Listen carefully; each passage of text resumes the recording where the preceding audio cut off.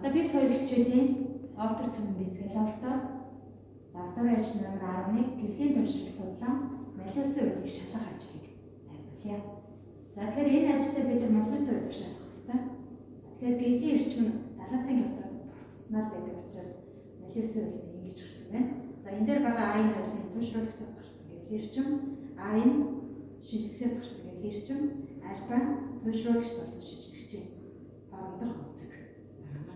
За тэгэхээр энэ үнцгийг бид нар хасах хэрэгс нэмэх хүртэл багчин дээр тааруулаад гэрлийн эрчмийн нэг удаа хэмжиж аваад, хоёр удаа хэмжиж аваад дундчиг болоод дундчиг 0 утгатай юм хамгийн эрчмийн хэд вэ гэдэг юм болоод энэ бид нар туршлагаар А-ыг бахан А-ыг үлдгийг бодож болох юм. За нөгөө талаас нь бид нар энэ космос тавтарт айлбаг бодож олно. За энэ болохоор онлын утга гэж бодож байгаа.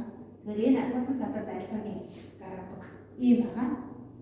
Тэгэхээр энэ маань туршлагатайгаа хэр зэрэг ойролцоо юм бэ гэдгийг бид нар туршлагын график энэ дээр зурж байгаа.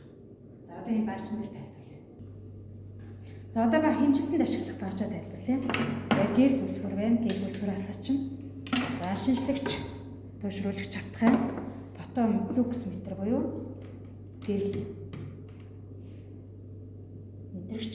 За тэгэхээр гэрэл үсгэртэй ойролцоо нэгдүгээр хатгайг нь бид нар туушруулагч гэж байна. Туушруулагчийн үнцгийг 0 гिचэн. За хоёр дахь хатгай буюу шинжлэгчийн үнцгийг бид нар хасах хэрэг градус дээр даруулна. За тэр хасах хэрэг гэдэг маань 270. За тэгэхээр энэ хоёрын дахь үнцэг 90 градус болсон. 90 градус үед одоо ингээ гэрлээ хагаад лукс метр маань заахгүй 0 зааж байгаа.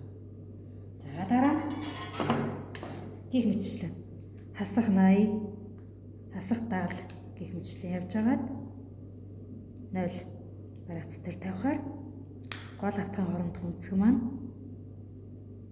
тэг. Энэ үед гэрлийн эрчим маань хамгийн их байх хэрэгтэй.